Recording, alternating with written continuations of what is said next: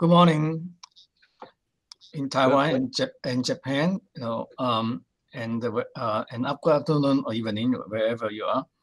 And we are very happy and honored to have been able to invite Professor Masahisa Yanagisawa to come to this platform to give a talk on the very interesting experiment he has been working on, which is the lunar impact fractures on the moon. Then you'll hear what he said later on. But I want to just give a brief description on his education. And Yanagisawa's son, he obtained his master's degree of science from the University of Tokyo in 1979. And a few years later, in 1983, he received a PhD degree from the University of Tokyo also. And afterward, he spent almost 8 years at the ISES as a researcher. And then he moved to the University of Electro-Communications in Tokyo, right? And as a professor, and he retired 3 years ago, and he's still very active, as you can see. And he received several awards, including the NASA Group Achievement Award for his participation in the MedSat scientific investigation. And then he's an expert on asteroids and meteor observations, and besides the study of the lunar impact, especially during special events like Leonid meteor shower and the Gemini meteor showers. And as the time goes on, he improved his technique.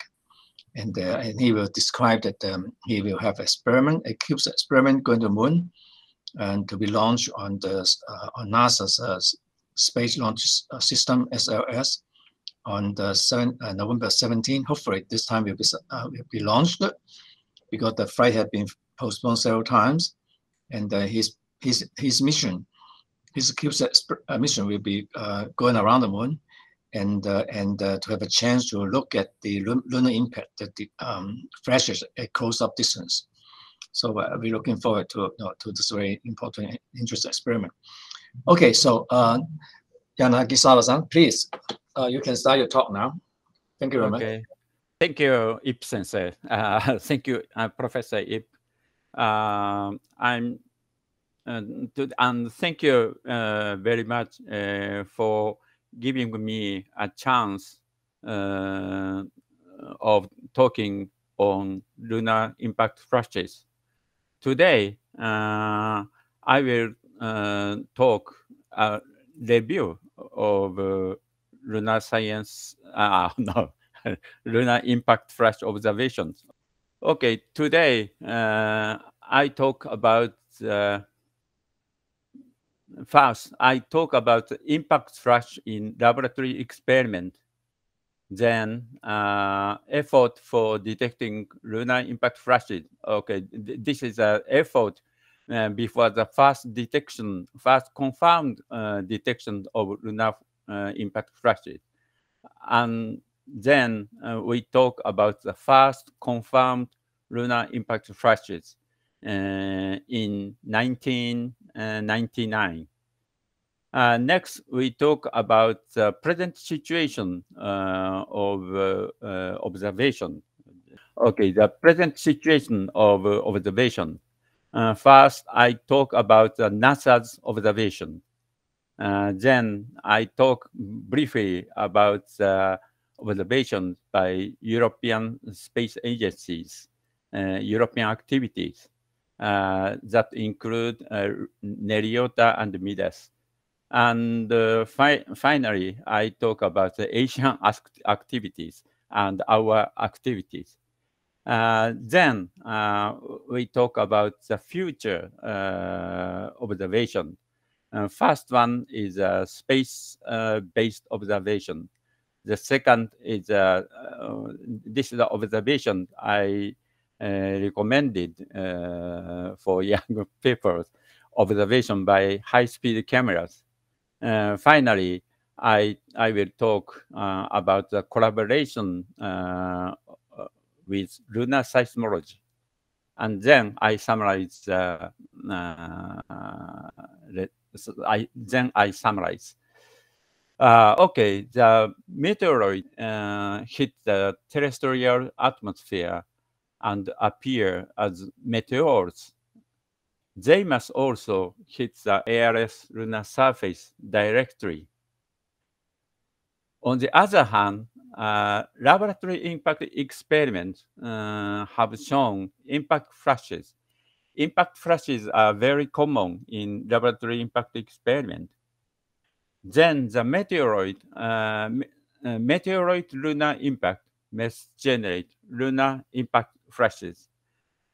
This picture shows impact experiment facility in the Institute of Space and Astronautical Science in JAXA. The gun itself, the upper part is a gun itself, and this is the barrel of the gun. Then the projectile or bullet hits the target in this chamber. We put sand in this chamber and observe the impact phenomena from these windows. Okay, this is this slide shows some pictures or some video frames of impact flashes. These 4 frames taken by very high-speed camera. These are frames. So these frames show the impact phenomena occurred at the very beginning of impact. That is, we call it contact and compression stage. In contact and compression stage, the target and the projectile material are compressed by shock waves. Probably these, okay, here, this is a target surface. This is a target surface you see. So probably this frame taken at 1 microsecond after impact, and also this frame 5 microseconds after impact shows impact generated vapor plume. I think these are vapor plumes. And after that, the vapor plume disappeared and the ejection started. We call this stage of impact phenomena as excavation stage. Excavation means making a crater, okay. And another frame, these ones, the colored one and these ones are taken by normal framing rate cameras. Okay, the 1/62. It's a framing rate of, okay, the framing rate of normal camera is 60 frames per second or 50 frames per second. So these are normal cameras. And okay, if we took image of impact phenomena by normal camera, this frame shows ejector curtain, we call ejector. After that, no frames here. This is taken horizontal direction. Horizontal means parallel to the target surface. Okay, these 3 frames are taken by cameras. Okay, from the top of the chamber. So we in these frames we see the target surface from the top. Okay, after the first impact flash, this one probably seems how to say afterglow of crater floor, and these another color frames also show such a ejecta, incandescent ejecta, and also if we take an image from the top, okay, the incandescent bottom floor of craters. Okay, these frames are published by Fuse et al. In this paper. And okay, I want to I showed these frames because such impact flash is very common in laboratory impact experiment, even though the velocity is about 6.5 kilometer per second, much slower than the meteoroid impact against the moon. Okay, and also the people are interested in how frequent a meteoroid of some impact energy. Impact energy means kinetic energy hit to the Earth for our safeties. So okay, this figure, left figure, this is published by Brown et al. In Nature, shows kinetic energy. Okay, the impact energy versus frequency. The x-axis is the impact energy. Impact energy, and sometimes they call it boride energy. Boride energy is equal to impact energy, but it's just how to say the kinetic energy of meteoroid. And the unit of energy, we sometimes use the unit, not joule, but kiloton TNT. This is how they say TNT is a TNT explosive, and kiloton means how they say 10 to 3 ton. That is 10 to 6 kilogram. Okay, this is so 4.2 times 10 to 12 joule is energy. Okay, the TNT explosive. Okay, 1 kiloton TNT explosive has this energy. Okay, and the frequency is this is the frequency that is represented as a cumulative number colliding with the Earth. In this case, Earth per year, colliding with Earth per year, and okay.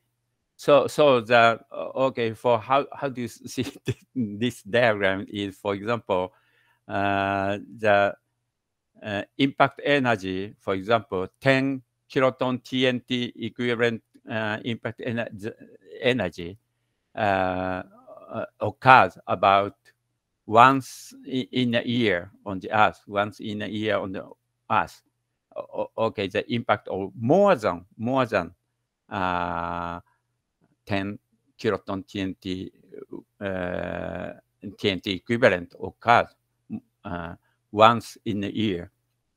Okay, in this paper, Brown shows these black, okay, the circle, black circles, black field circles. They analyze the satellite data, probably the military satellite, the data. Military satellite monitoring the Earth sometimes detect such a large boride. It's how they say the extremely large meteors. Okay. Okay, the small meteoroids are protected by the terrestrial atmosphere, so we are safe against such a small meteoroid. But they are dangerous in human space activities and lunar activities because in these places, we are not protected by terrestrial atmosphere. And if we could observe lunar impact flashes and derive impact energy, we could answer the question. Question is how frequent the dangerous impact occurs. And we could monitor more than 3,000 times 3,000 kilometer lunar surface from one observatory with a wide field camera. So we can use the lunar surface as a big big, how to say, big sensor of impact flash. On the other hand, 300, when we observe meteors or fireballs from the ground, the area we can observe the sky is only 300 times 300 kilometer. So even though the relatively large meteor, okay, smaller, such a meteoroid would be protected by the terrestrial atmosphere, but dangerous in space activity. Such size, for example, 10 centimeter or 1 meter, the frequency is small, but by observing lunar surface, wide lunar surface, we could be able to detect lunar impact flashes. The problem was whether we could observe the flashes or not. So could we observe lunar impact flashes, which means how frequent a flash brighter than detection limit of camera or sensor appears? If the frequency is, for example, once in a year, it's bad. But if the frequency is once in a day, it's worth to try monitoring the moon. And this frequency depends on the the frequency depends on the luminous efficiency. Yeah, I show. The luminous efficiency is determined like this. The luminous energy, luminous means visible wavelength range over impact energy. That is the kinetic energy of meteoroid. And estimation of great scientist of planetary impact phenomena, J. Merosh in Arizona University, shows it would be the order of 10 to minus 6. It's small. They estimated this luminous efficiency from their simulation theoretical work. This figure shows the result of their theoretical work. The x-axis is the time after impact. Here it's 1 millisecond. Here it's 0.1 millisecond in log scale. And the vertical axis shows the radiation power in gigawatt on the lunar surface. In this model, they assumed impact generated when SiO2 meteoroid of 1 meter in radius hit at 50 kilometers per second. From this energy, gigawatt, and time, they could estimate the this dashed line. This is a whole radiation, including ultraviolet. This dashed line is a radiation in visible and infrared wavelengths. Okay, so they estimated this small luminous efficiency. So it is small because it would be small. We may have to wait for large meteoroid for a long time. For example, once in a year or once in a month. So it was hopeless because this estimation was made by the great scientists. So people were disappointed later. Nevertheless, some people, including us, including me, and also the Ortiz and his colleagues in Spain, tried to detect lunar flashes. Okay, by such a small telescope. This picture shows our system. Okay, the small telescopes and the commercial CCD, cheap or economical CCD video cameras were active before and also at the first detection of lunar impact flashes. Okay, here is the observing system. This is a Newton reflecting telescope. Okay, and here you see the commercial CCD video camera, analog video camera, and the analog video signal goes through this cable and to this time imposer. Time imposer stamp time on all frames, all video frames. That time is important in the observation of lunar impact flashes. Then the time imposed video signal is recorded by digital video tape recorder, this one. This one is just a mic to record some for voice record. Okay, such a small one, but also at the first detection of lunar impact flash at the 1999 Leonid activities, 3 groups detected these impact flashes. The Dunham, they use small telescope. He used small telescope of 13 centimeter in aperture, and also Ortiz group. He used exactly his colleague used 20 centimeter small telescope, and we also use such a small telescopes.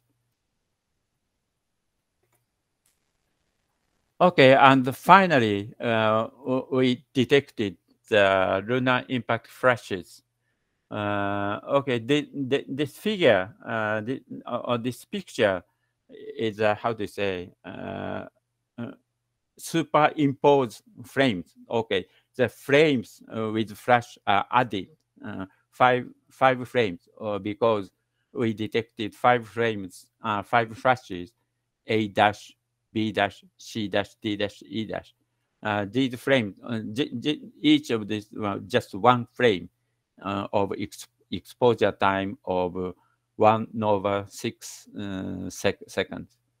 Okay, here the upper part is how to say the sky or space, dark space, and the lower part, this part is the moon, night side of the moon, and here you see the edge of lunar disk. Okay, we observe only the night side of the moon because the day side of the moon is so bright to detect impact flashes. And in this Leonid activity, 3 groups succeeded in detecting flashes. First one is a Dunham group. Okay, there's a group of occult. They are usually observe they were usually observing occultation timing, occultation of stars by asteroid. That information is useful to, how they say, to determine the shape of asteroid. So occultation team. But okay, they observed the star and occultation caused the star disappeared for about several seconds. Okay, so they use video cameras for observation. So that observation system directly can be used for the lunar impact / experiment. The other group is a Spanish team, the Ortiz, led by Ortiz. Okay, unfortunately, Ortiz tried to observe, Ortiz himself tried to observe from Europe, but the weather was bad in that day. And one of the colleagues of the group observed from Mexico, and succeeded in detecting 5 flashes. Okay, and ours observation also detected 5 flashes in this picture. But okay, our observation is just from one side. We use 2 telescopes, not from the not by the observation from 2 sides. Okay, and Ortiz team, the Spanish team, derived the luminous efficiency. Okay, members of Spanish team, Vero Rubio, estimated the luminous efficiency, defined like this, by comparing brightness frequency distributions between the lunar impact flashes and the terrestrial Leonis meteors. Okay, the brightness frequency distribution, I show it here. This is from the paper of Vero Rubio. X-axis is the brightness of lunar impact flashes observed on the moon. Because lunar impact flash is very short, so the duration is very short.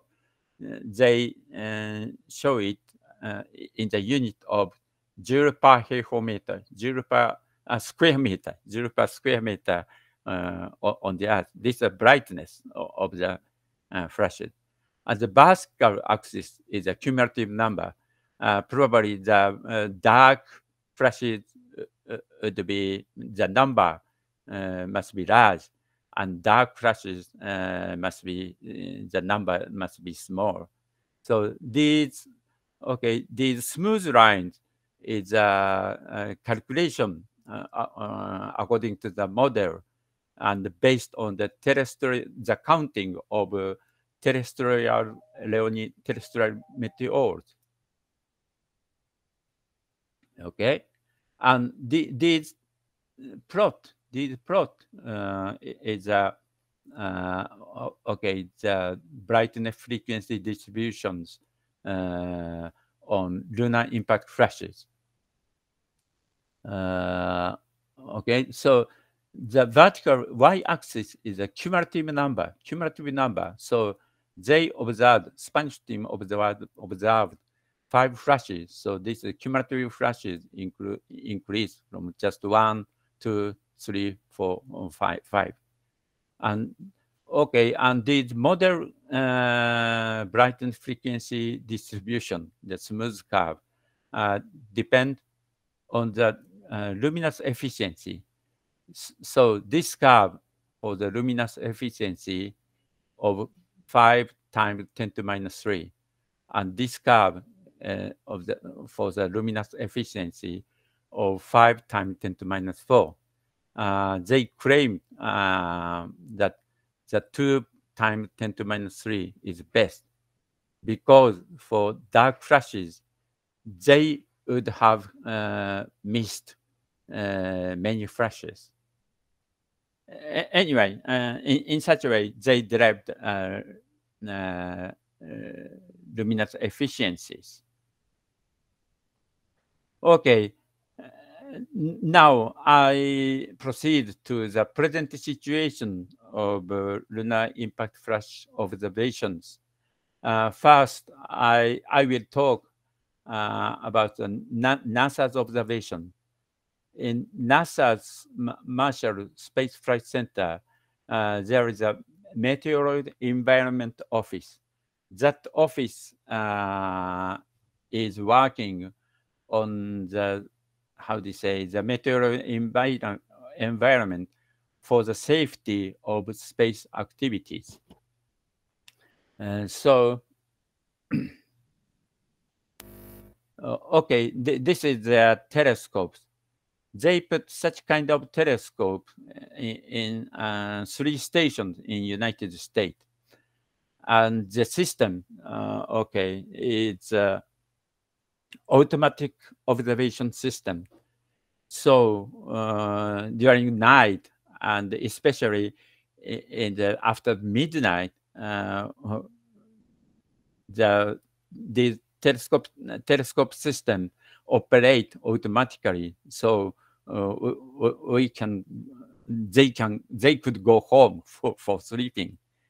Okay, and detection is also automatic by some software they developed by themselves.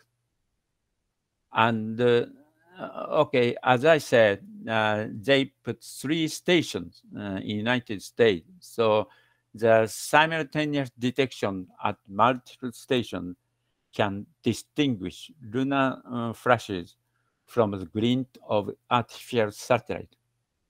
When we observe the lunar impact flashes, we must be careful about the, how they say, sunlight deflected by artificial satellite or space debris. Okay, electric noise or cosmic ray hits on image detector is easily how they discriminated from the true lunar impact flashes. But the glints of artificial satellites sometimes very similar to the lunar impact flashes. So observation from multiple stations is important. In case of satellite glint, the direction of how do you say, the flash from different station is different. So the satellite glint appear on the lunar disk at different places in case of satellite glint. In the case of true lunar phenomena, the position is the same on the lunar disk from multiple stations. And they are focusing on the impact energy frequency distribution because for the meteoroid environment office, it is most important for space activities. Okay, they detected about more than 500 flashes in 10 years or 15 years. Okay. Okay. This is how they say this figure shows the position of lunar impact flash candidate. Some of them are not confirmed from multiple stations, so they call it candidate.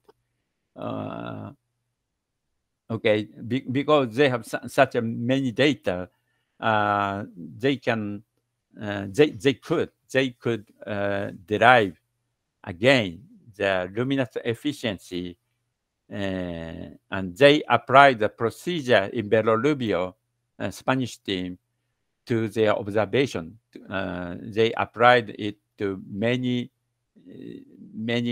impact flash data. and derive eta of about 1.5 times 10 to minus 3 for non-Leonid meteors. For example, for, okay, this is the same plot as Belo-Rubio. The x-axis is a luminous energy, and the vertical axis is a cumulative number. So cumulative number is shown. Okay, and this plot is the observation, and the smooth lines are from their model, and depend on the luminous efficiency. For the case of Gemini of 35 kilometer per second impact velocity, the best fit may be for the luminous efficiency of 1.2 times 10 to minus 3. And for example, Taurid, the best match is for the efficiency of 1.6 times 10 to minus 3. So they recalculate the luminous efficiency. It is interesting, the luminous efficiency is almost identical. In case of Belo-Rubio, they determined it 2 times 10 minus 3, 10 to minus 3. But the result of NASA is 1.5, not so different. And so the luminous efficiency may not depend on the impact velocity. Okay, this is my guess. Okay, then using their luminous efficiency, NASA's group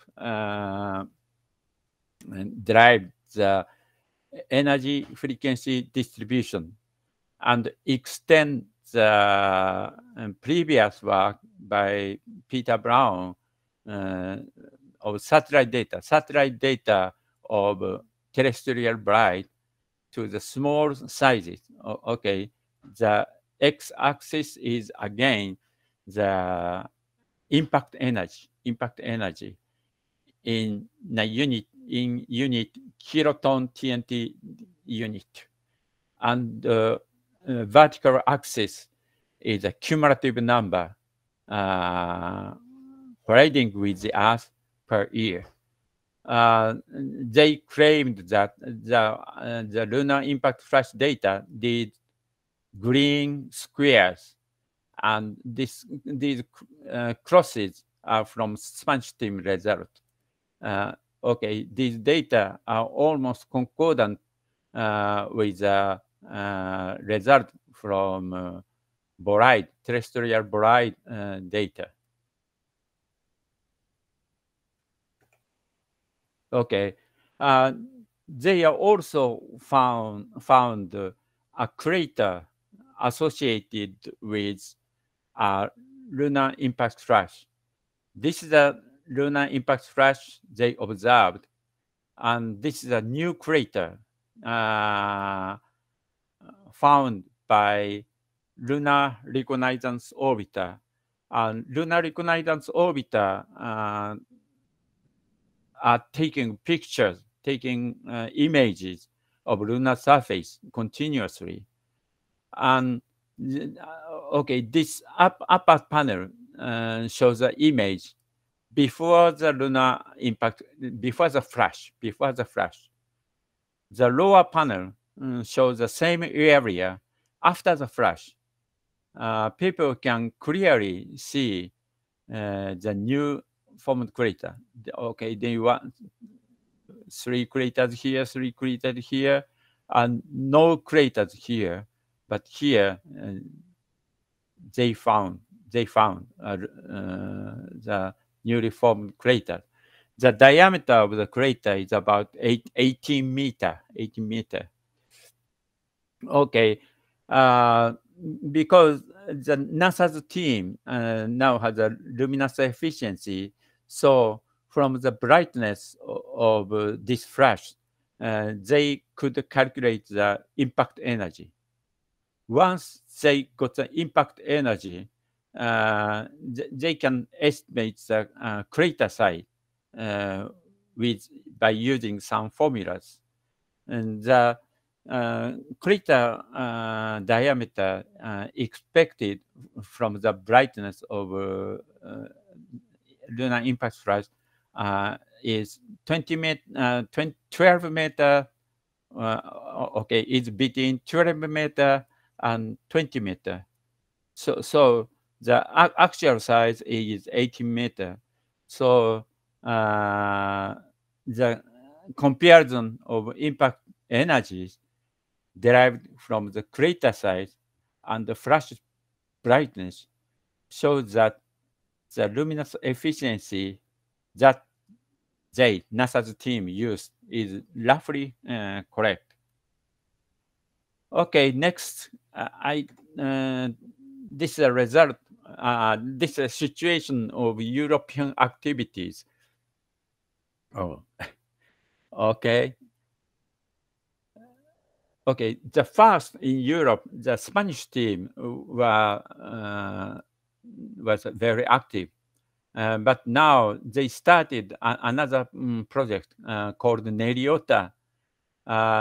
They used big telescopes here. Okay, 1.2 meter in aperture may astronomically may not be big, maybe a small telescope. But for lunar impact experiment, this is a big telescope. And they used focal reducer lenses to reduce the focal length to obtain the wide field of view. Okay, and large aperture telescope with a large field of view, and also the automatic detection, automatic observation and detection. And the one characteristics of this system is a simultaneous two-color photometry. Simultaneous. They have two cameras, just like this. Okay, this camera is our camera, Japanese camera, our camera. Okay, the light coming from the telescope, light beam go to the camera. But before the camera, we put beam splitter. We put a beam splitter. This splits the light from the telescope. And the red light goes through that splitter and observed by this camera. And the blue light was reflected by the splitter and observed by this camera. So we can observe that. Okay, we can make two-color observations. Okay, they put a more sophisticated camera in this big telescope. Okay, this is our very simple handmade camera, but these are more sophisticated. And they observed in R-band, the wavelength is about for 600 nanometer, and I-band about 800 nanometer. And they observed the, at two bands or at two wavelengths.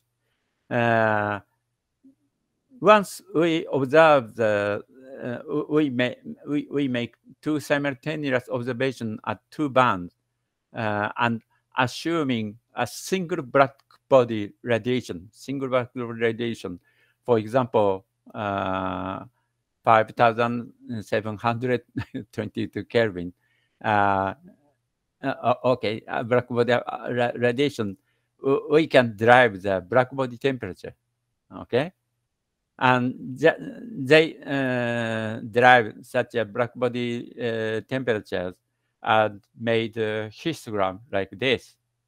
Okay, and showed the typical temperature is about 3,000 Kelvin, even though the distribution is very, how they say, the large. Okay, this is the present activity of European teams. Okay, and Asian activities. This is our telescope in the University of Electro-Communication. Okay, we put the camera here. Okay, we started this project about 3 years before my retirement from the university. Okay, and to make we made a low dispersion spectral cameras. We wanted to observe spectra of flashes, so we made such one. Okay, we put gratings. Okay, we glued gratings on the cover glass, this one, cover glass of CMOS image sensor, not on the cover glass of the camera. The cover glass of the camera is around here, but we removed the cover glass of the camera and glued gratings directly on the CMOS image sensor. This makes this camera very simple and easy to operate. Okay, usually the gratings are used for parallel light, not such a converging light from the telescope's main mirror. Okay, the grating are usually used for parallel light, but even though the converging light is enter the grating and the sensor, for low dispersion spectra, it's okay. We could obtain low resolution spectra by this camera. Okay, this is our first result. This is a result of collaboration with many papers. The staff people in the University of Electro-Communication, Nihon University, and ISAS, Institute of Space and Astronautical Science in Japan, and also a Taiwan team from Lunar Observatory. Okay, we detected 13 flashes. We detected 13 flashes, and most of them were confirmed.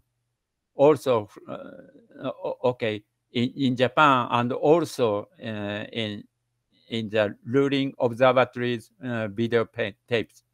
The confirmation in the Taiwan's observation was very important because Japan and Taiwan are separated more than 1,000 kilometers.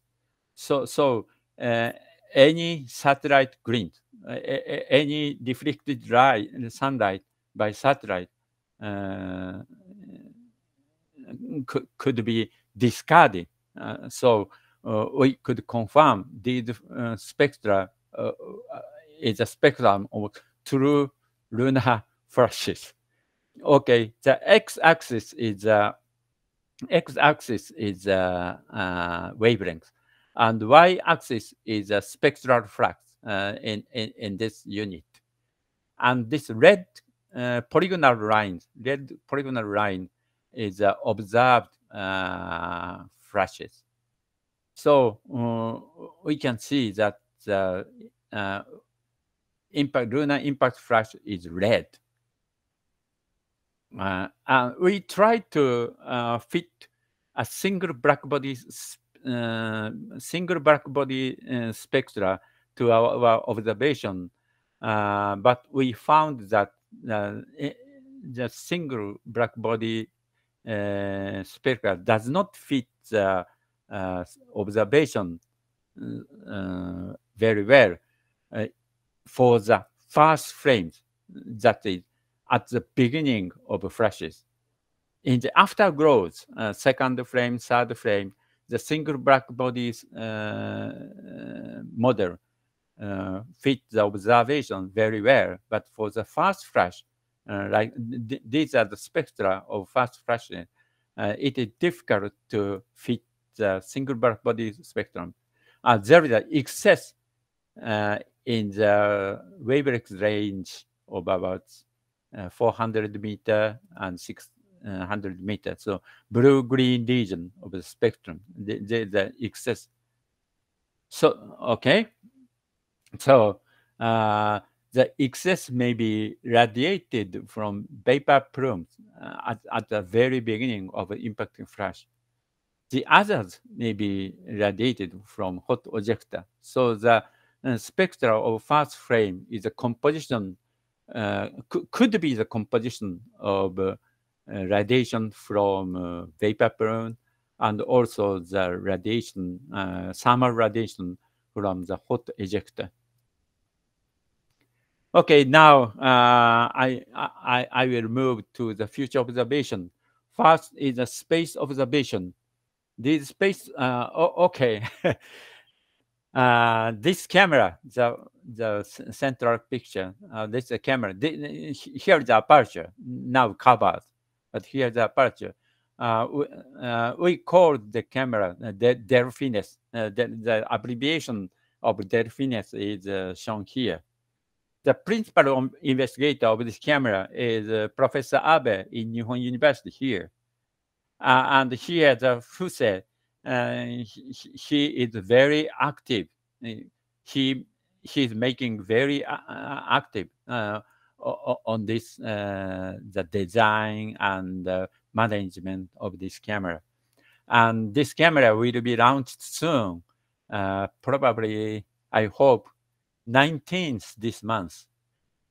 Okay, this camera, very small. The aperture is only 36 millimeter.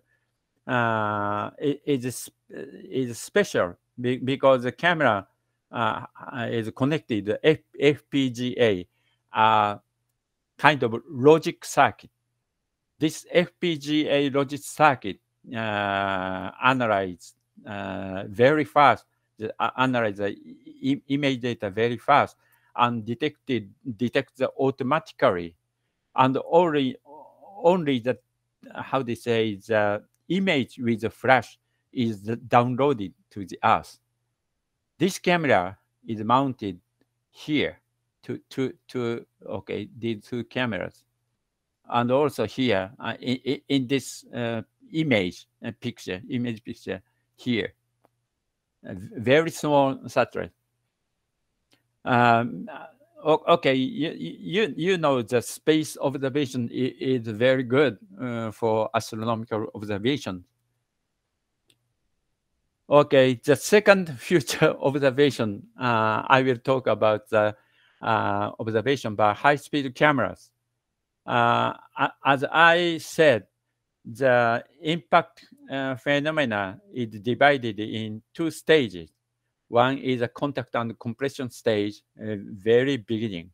And the other is this last long time, excavation stage. Okay? And I'm interested in how to say vapor plume. So I want to get spectrum of this vapor plume. Okay?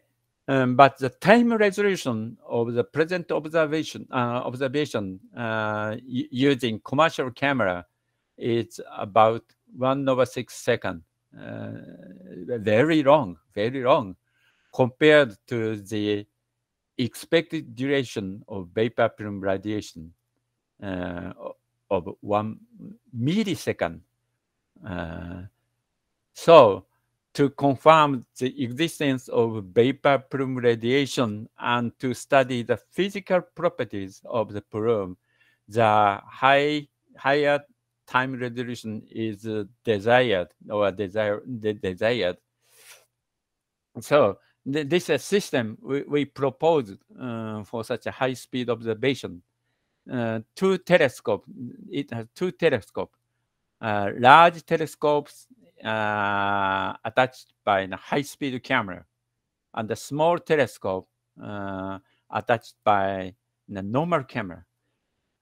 Normal camera, okay, as observe the flashes as usual, and the movie signal is go to the computer, and this computer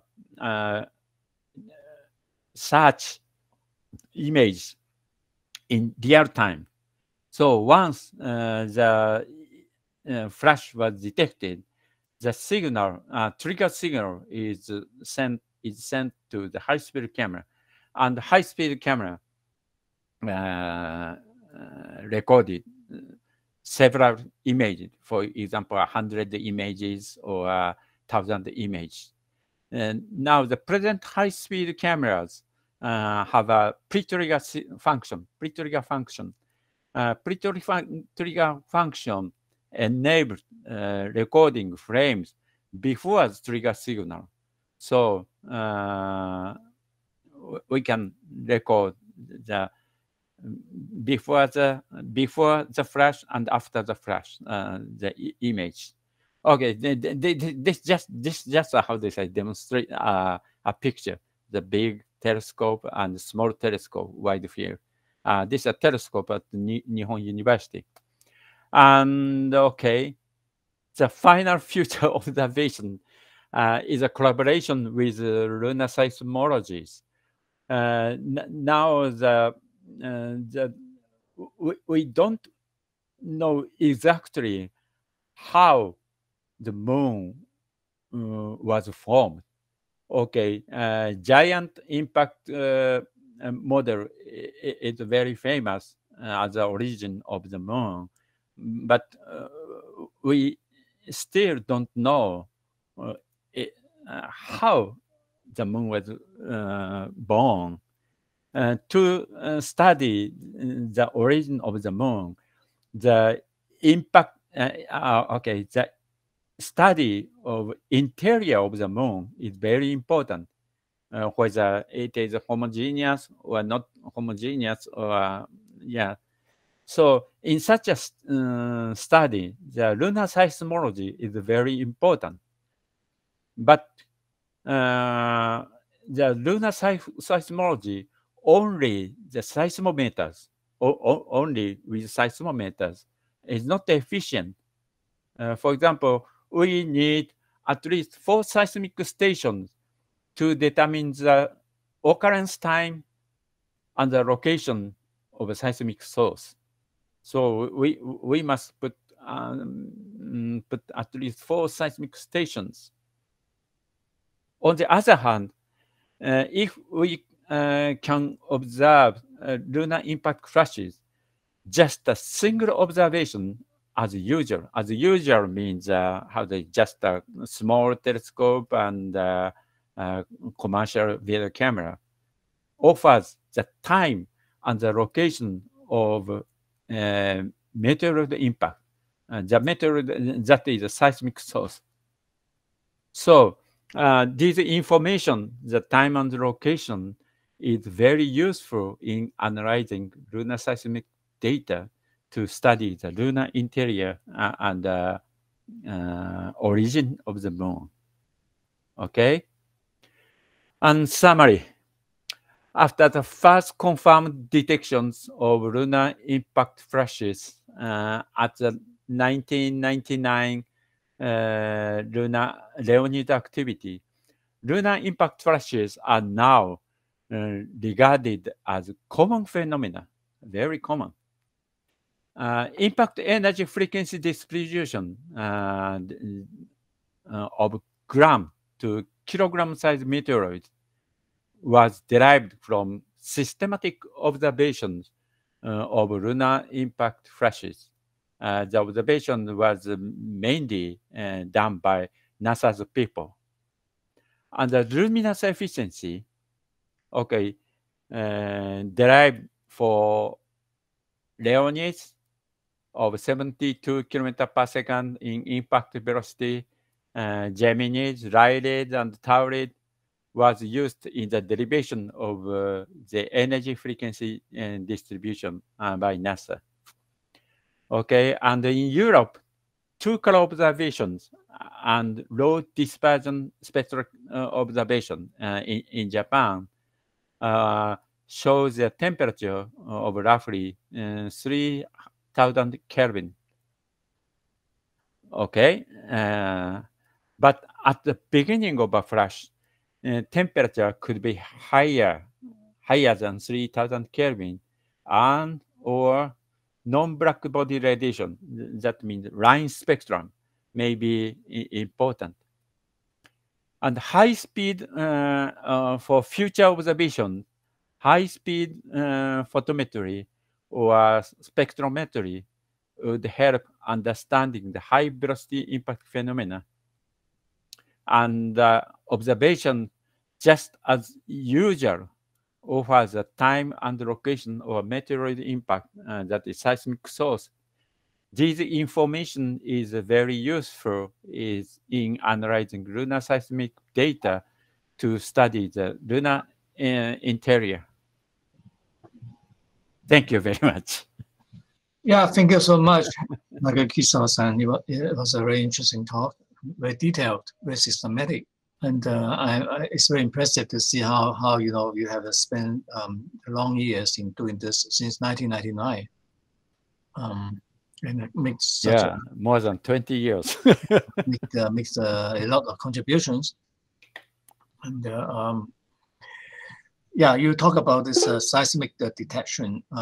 Is there any plan that is Japan going to have a seismic seismometer experiment to the moon?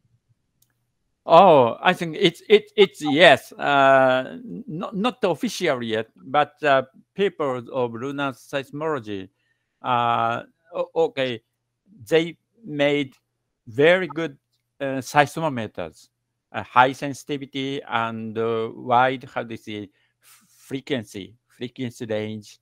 The seismometer they have, or we have, and recently when NASA tried to return to the moon and put the lunar base on the moon, so at that time they would also put some seismic station.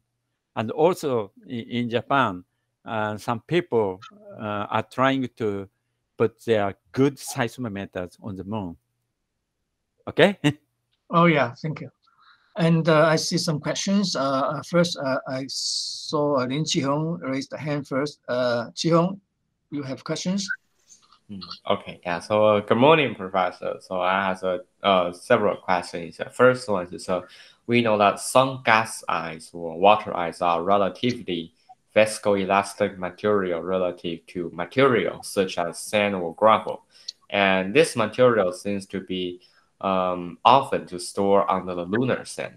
So my question is, do this viscoelastic substance affect the shock wave and the plasma generation after the meteor body hit the lunar surface? And if that's possible, can we analyze some of the special features after the meteor hit the moon, and we can know how many the gas ice or the water ice that possibly is under the hit point? So that's just my question. Thank you. I beg your pardon? Okay. Okay. What is the question? Could you ask me again? Repeat the question again. Yeah. Okay. Sorry. I'll repeat again. So we know that some gas ice or water ice. Gas and water ice. Gas ice and water ice. Ice. Gas ice mean the frozen gas, like frozen nitrogen or frozen hydrogen or something. Frozen. Okay. Yeah, frozen is a gas because we know the moon surface temperature is very low. Yeah, so it has something like gas like the carbon dioxide or the nitrogens or some other type of gas like the oxygen. It possibly is a frozen become ice, becomes an ice crystal in the moon surface because temperature is really, really low. And water ice also is often in the moon surface. Yeah, so my question is compared for the same. Okay. Are you talking about such ices on the, how to say, polar region of the moon? No. I mean, because we know compared for gravel, the sand. So this kind of ice, this is viscoelastic, mean compared for the sun, they are much elastic. So when the meteor body they hits to the moon, possibly it can be absorptions the very small shock wave energy and possibly affect the features or the pattern of this plasma and then shock wave. So my question is that if we can be found this kind of feature, so can we try to analysis the feature of this plasma after the meteor body hit the moon, and we can be roughly to know how many water ice or how many gas ice is just under this heat point. Yeah, that's my question. Okay. Okay. Excuse me. I can't follow your question exactly. But okay. I mean, let me try to answer his question. I mean, firstly, the lunar surface is very dry, and so therefore and the temperature, even though it's on the night side is very low, but on the night side is very high. As a consequence, in general, the whole surface is quite deprived of any water ice or even more volatile material like nitrogen you mentioned. And only in some region, I think Yanagisawa-san would say that in the polar region of the moon, where the solar light cannot shine on it, and then you might have a water ice deposit there. And since it's a region where no radiation, no sunlight is able to reach, so you are not easy to to observe them from the ground. So I think that so therefore that is not a so the answer to your question is the basis is not realistic to do so for now. That's what I get from your question. Then you have other question. Okay, just one. In that question, okay, okay, the people that are very interested in the water, or water in the polar region of the moon, because when we go to the moon, return to the moon, and make lunar base, and for human activities on the lunar surface, we need water. So we want to mine the water. We may be able to get water in the polar region of the moon. And so I think some Electro spacecraft, and American spacecraft, hits the permanent shadow on the polar region of the moon. And at that impact of that, how they say, of that space probe, some they detected or not detected some water vapors. So what the existence or non-existence of water ice in the polar region is a very, how they say, hot topic in the field of lunar, how they say, lunar science. Okay. Even if it's in the equatorial region, but under the lunar sun, about 1 meter or 10 meter, the temperature is still enough low, so it can be a lot of water ice. Because that's part under the lunar sun or lunar rock, 1 meter, 10 meters, that's part that won't be attached to sunlight. Temperature is still very low. And just like you say, something in meteor body, it can cause the 80-meter wave the crater. So if they can, because that's a so big crater in theory, they also can cause one very deep crater, so it can be attached to the water ice or gas ice layer. I think some people may simulate how they say once the water vapor is on the surface of polar region, how they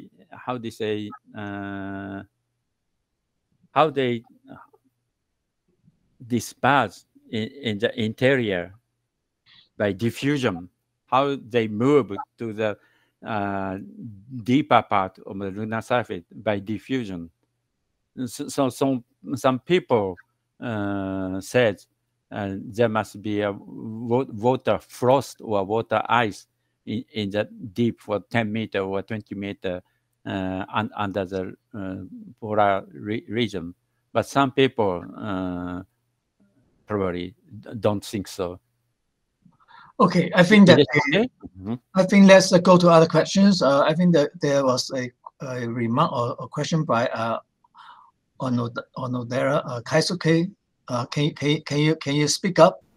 Kaisuke, it's not a question, just an additional comment on the future lunar seismic observation. So as Yanagisawa-san already told, so Japan is actually planning to deploy seismometers in the late 2020s or early 2030s. So we are actually working on this project, but unfortunately, it has not been approved yet. But next year we will have some defense. So maybe if we pass, this mission will be come true. But on the other hand, looking at the NASA side, in NASA's CLIPS mission, which is a commercial mission, and in this mission, the seismometer will be delivered to the far side of the moon, and this will be the first occasion for us to observe seismic observation on the far side, and which is officially determined and will be launched in 2025 or 2026. So 3 years later. That's 5 years later, yes. Good news. So I think I expect the collaboration with the lunar impact flash observation from ground and with the lunar surface seismic observation, and this one difficulty to determine the seismic location on the surface is the lack of seismic network. So far in the Apollo mission, we have only 4 stations, and this mission only carries 1 station. So it's very difficult to get the source information just from the seismic signal. On the other hand, if we can independently determine the seismic source from the lunar impact flash observation, so that's going to be very helpful for us to investigate the lunar interior more precisely.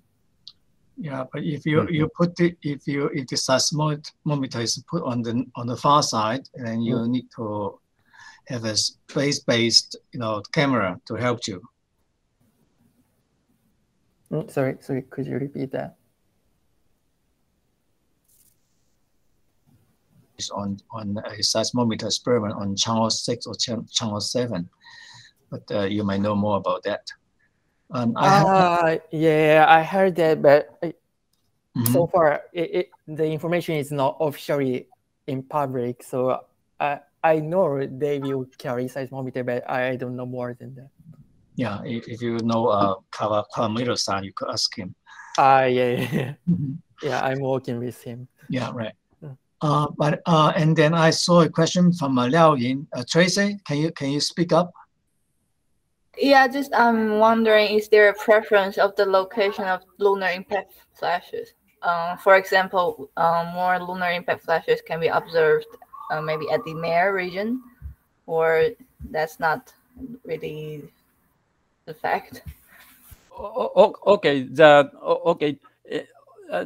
these numbers, the location of impact flashes observed by NASA system.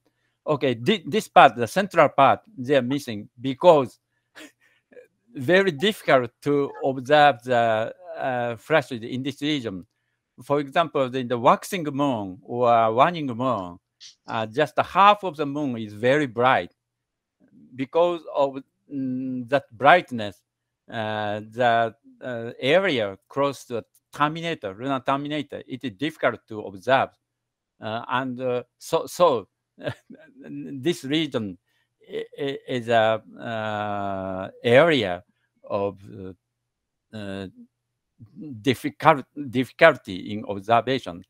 And okay, this right side and left side asymmetry. You see the asymmetry in numbers of flashes, and this asymmetry, I don't know exactly.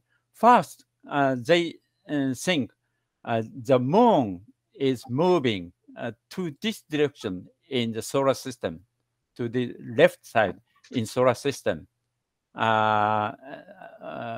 Okay, the moon is moving in this system, and and this is the leading edge of the moon when the Earth-Moon system go to move in the solar system, and this is this area is a trailing side. So that is the cause of this asymmetry. But they recalculated carefully by using the meteoroid flux model made by NASA, and calculated based on that model. They calculated and estimated the number of flashes, and they also in that simulation they also found the left and right asymmetry. But it's a simulation, so they don't know why. What is the cause of that asymmetry? Yeah, I mean, next time I'm going to ask Ito-san to come to give a talk on this. Ito-san is the expert on this asymmetry. I see a hand raised by Zhongyi Ling. Can you ask the question? Yes. Okay, so it seems to me the lunar impact flash always detect from when the meteor shower crowning. When meteor showering occurs. So my question is, how about in your experience? How about the sporadic meteor? Is there any detection for this SPO meteor? Okay. There are many impact flashes in the, how to say, non-meteor shower period. There are many flashes, probably because of sporadic meteors. But the problem of in studying the lunar impact flashes, we don't know what is how they say the cause of the flash. The flash is, for example, is a flash is associated with Gemini's meteoroid, or it's a sporadic meteoroid. So we don't know exactly.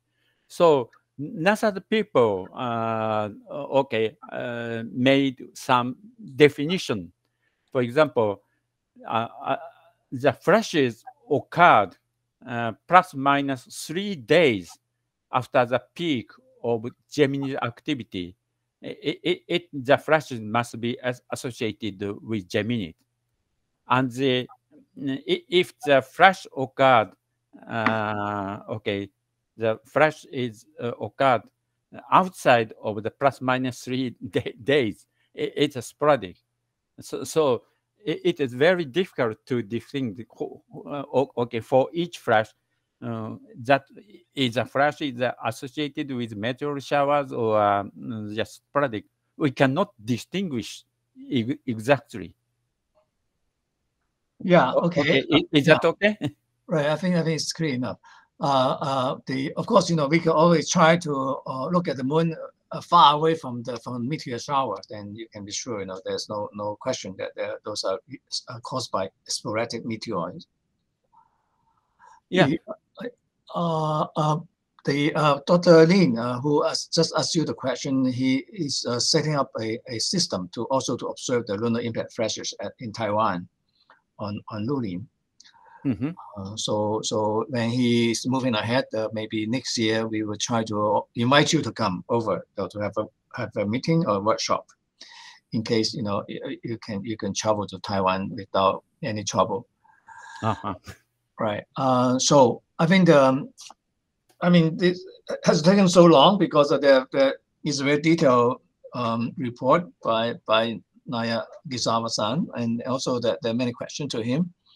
And then I believe that we will have further talks on this topic, such as the lunar seismology. Maybe I will ask